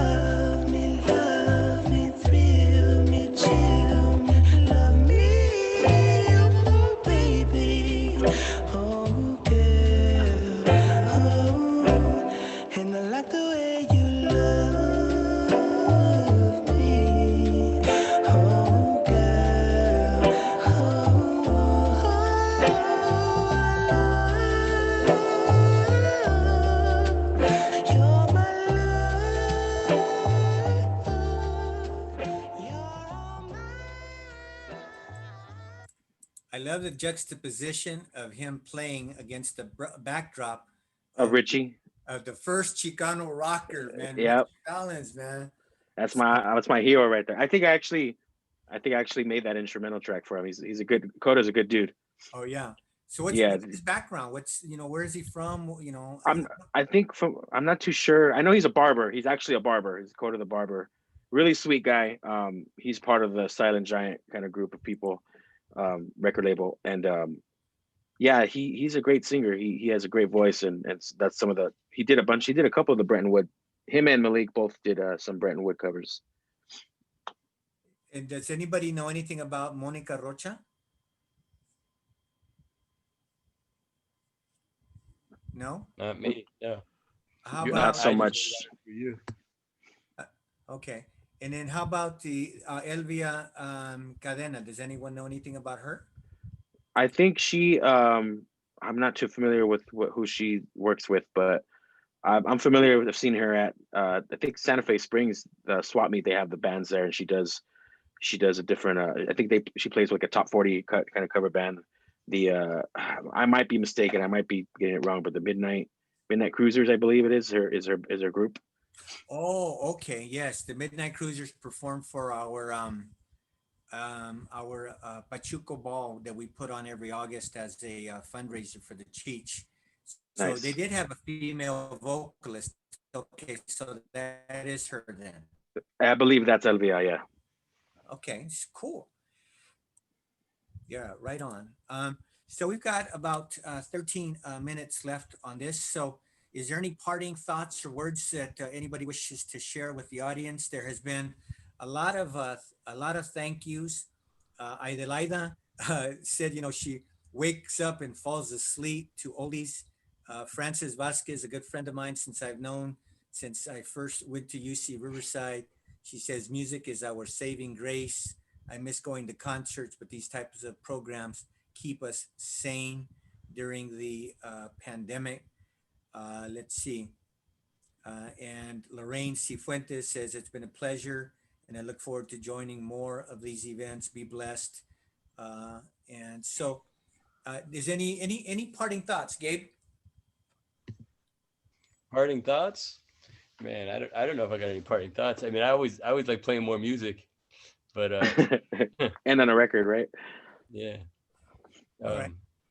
Not really. I mean, I would say, just people out there, man, keep supporting if you like this music, man. Like I said, we just dropped that Vicky Tafoya record, which is nice, man. It'd be nice to play one of those sides tonight, man. We didn't get to play none of that. And I think Trish, didn't you sing background on one side of that? You did, right? On Forever, I think. I think Trish was too. So, Gabe, is that do you think that's in the group of music you sent to me? Yeah, probably. So Yeah. Let me One see. side was Forever, and the other side is My Vow to You. So And let I me can't see. remember which one we played last time. Oh, I- somebody's asking what's next for Sorry about Penrose. that. Okay, so I think last time we played My Vow to Dominic You. Montoya. So let me see if I can pull up Vicky Tafoya's Forever, if I have your permission. Yeah. Okay, so let me see. And Trish, correct me if I'm wrong. You're singing on that, aren't you? Aren't you singing backup? Yeah, I did some backup. That was fun. Yeah, it was great. Trish was come in a few amazing. times, done some real nice backgrounds for us and stuff. Yeah. Yeah, I've seen Vicky Tafoya probably for the last 20 years. I've Yeah, she's seen got her at an different amazing car voice. shows. Amazing singer. Were you guys able to hear that? Here, let me Yeah. Uh-huh. let me go to so Yeah. no visual, just the music.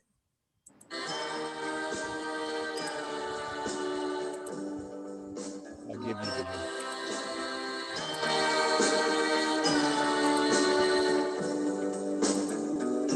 I look in your eyes, and I realize I could see forever. I know that you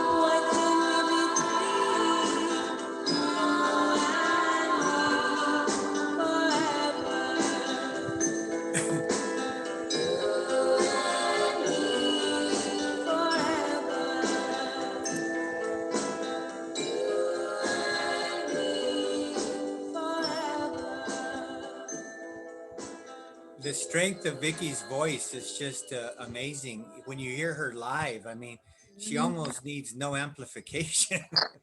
I mean, she just is Yeah, able to she's belt loud. out. She's Yeah, strong. She's a strong singer. yeah, she's She's kick yeah, ass. she's a strong singer. This Right woman, on. yeah. So, Gabe, And somebody she was wanted so to delighted. go ahead. I was gonna say she was just really delighted too to have the backgrounds in there with her. Like that's her dream. It's just she loves harmonies. You know what I mean? So it was cool. I think Trish, I think you did it with my neighbor, right? My neighbor Denise was in Yeah. there on that track too. Yeah, So yeah. It was yeah, so fun. it was cool, man. It was pretty fun. So Cool. So, Gabe, somebody wanted to know what was next for Penrose. oh yeah, I was typing back that dude. Yeah, we got a lot of fire coming down the pipes right now, man. We got we just dropped that the Vicky Tafoya one, and then the next one is a Sacred Souls one, a new Sacred Souls one coming out, a new one by the Altons, a killer one by Los Yesterdays, a really burning one that's coming down the pipe, really good one. Dope. Another Jason Joshua one. I finished mixing last night after Joe put that cornet on it, man. A lot of stuff coming, man. A So lot of stuff coming. on the So songs we're that gonna you be working. sent me for the last program, um, Hmm. I don't see the Sacred Souls on here. I see Oh, they must Sinseers, be in there. Jason Joshua, the Altons, Los Yesterdays, Vicky Tafoya, These Sinseers. On the MP3s you sent me for last show, I don't see Oh, but Sacred Souls. well, you played one last time though, man. You played Did it? one. Hmm. Yeah. Okay. I thought I I'll would play send it you the new again. ones. I don't see it. I'll send you one of the new ones. Go All ahead, right, you guys cool. go about your business. I'll send you one. So I think that when pandemic ends and we get ready to open up the Cheech Marin Center for Chicano Art Culture and Industry, I think part of what we need to do is to have a concert at the Fox Theater with all these different groups. And I think that Yes. there's gonna be a series of different events that I have ideas to plan, and maybe some of my ideas will bear fruit and maybe some won't.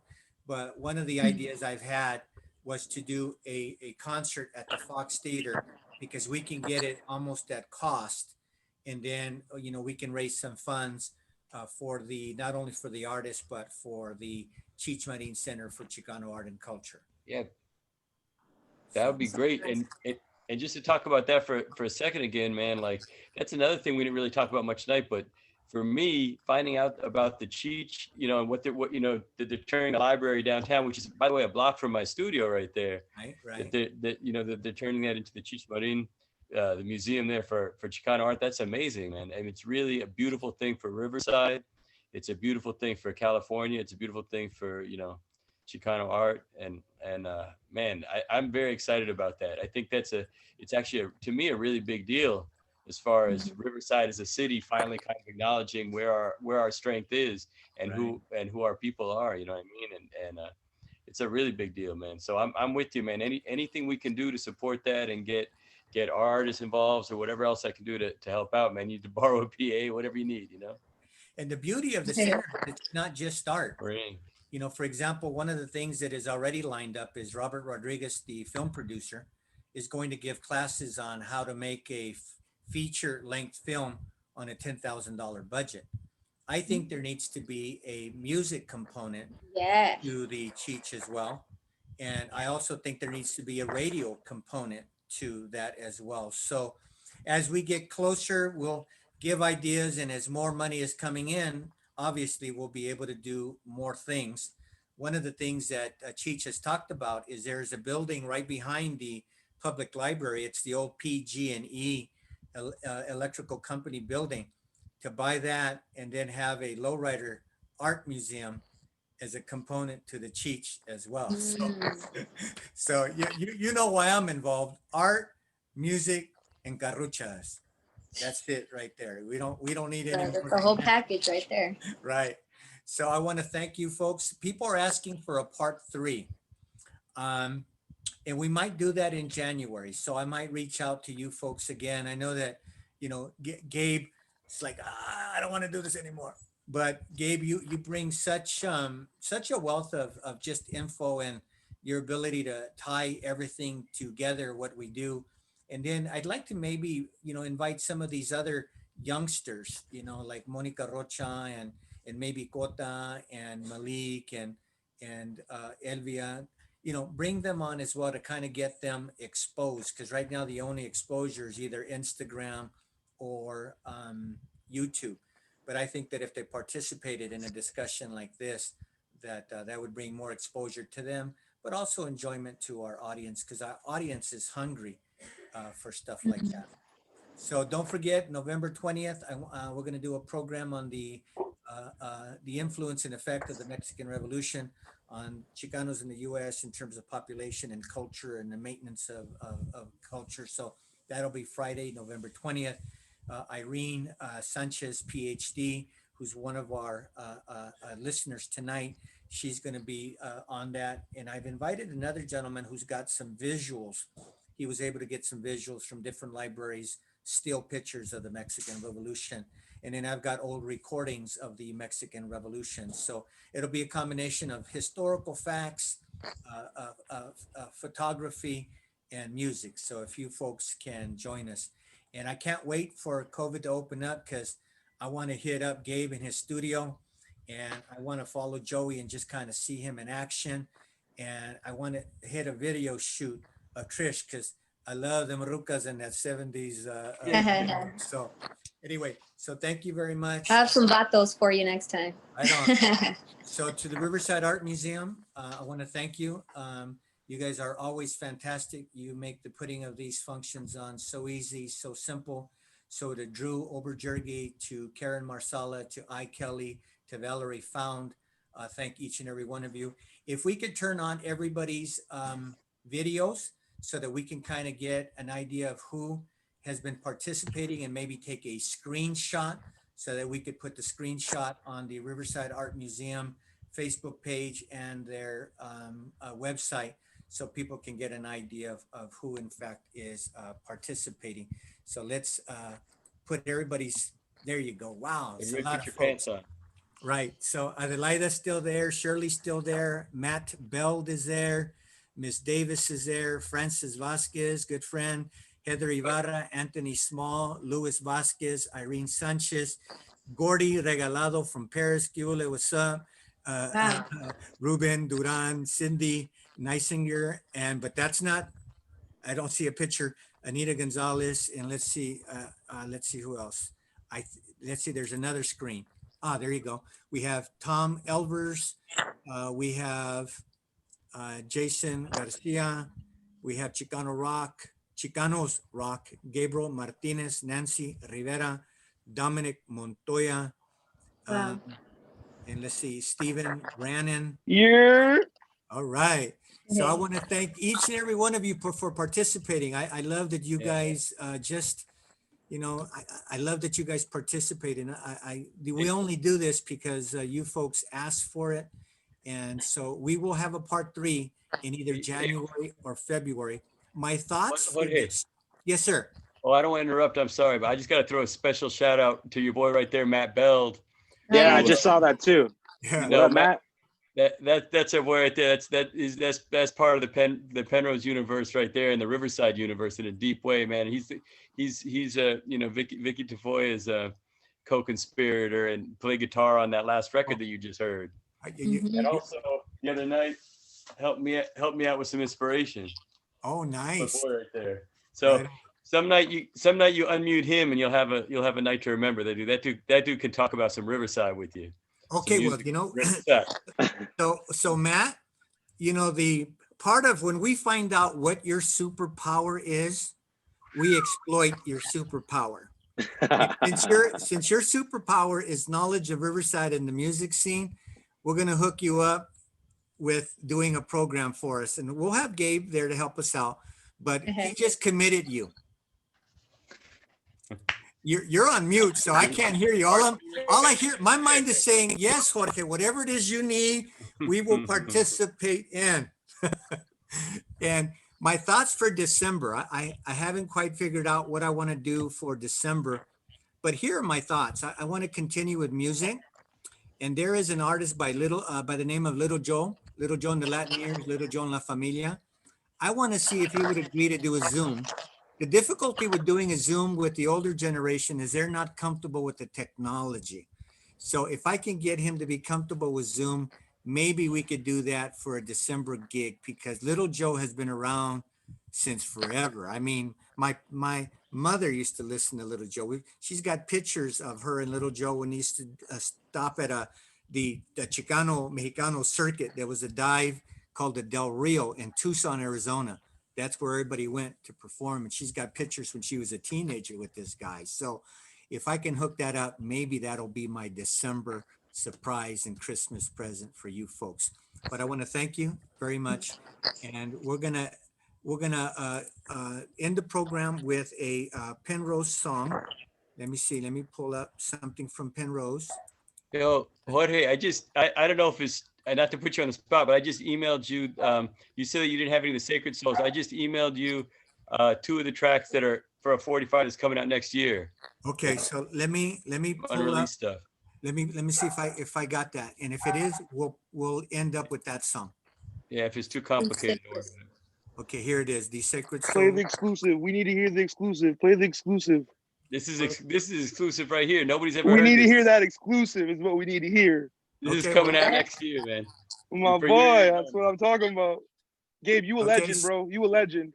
Okay, all right. So I've downloaded it, and there you go.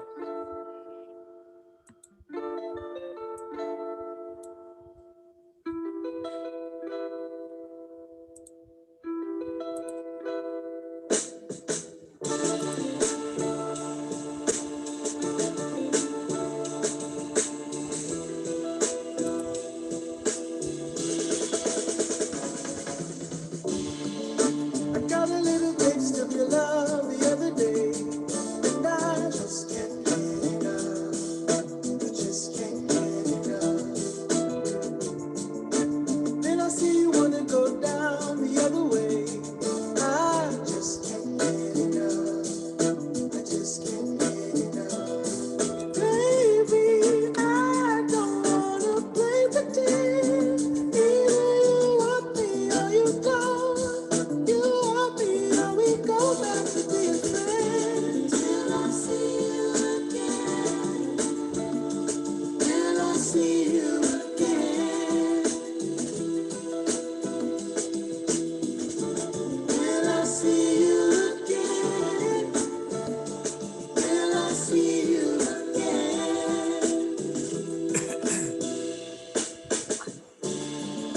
I can't keep giving you so much and getting back so little. I can't keep pouring you a full cup and getting back just dribbles. It don't work for me. Oh, baby, don't treat me this way.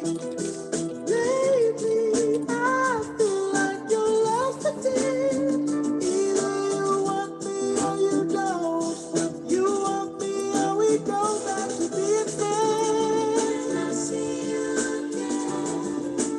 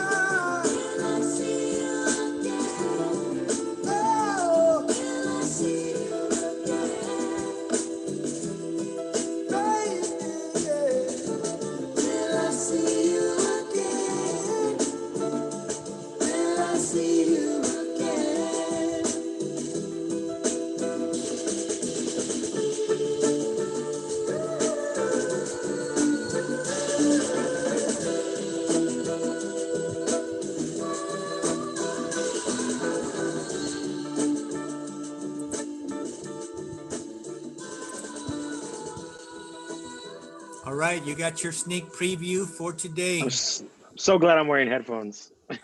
Gabe, You got the full experience. Oh right yeah. on. So don't forget to go to Penrose Records. That way you could download or buy some of the 45s. Don't forget to go to the Riverside Art Museum Facebook page. There is a program tomorrow, which is a fundraiser for the Cheech Marin Center for Chicano art industry. And so if you can, in fact, support that.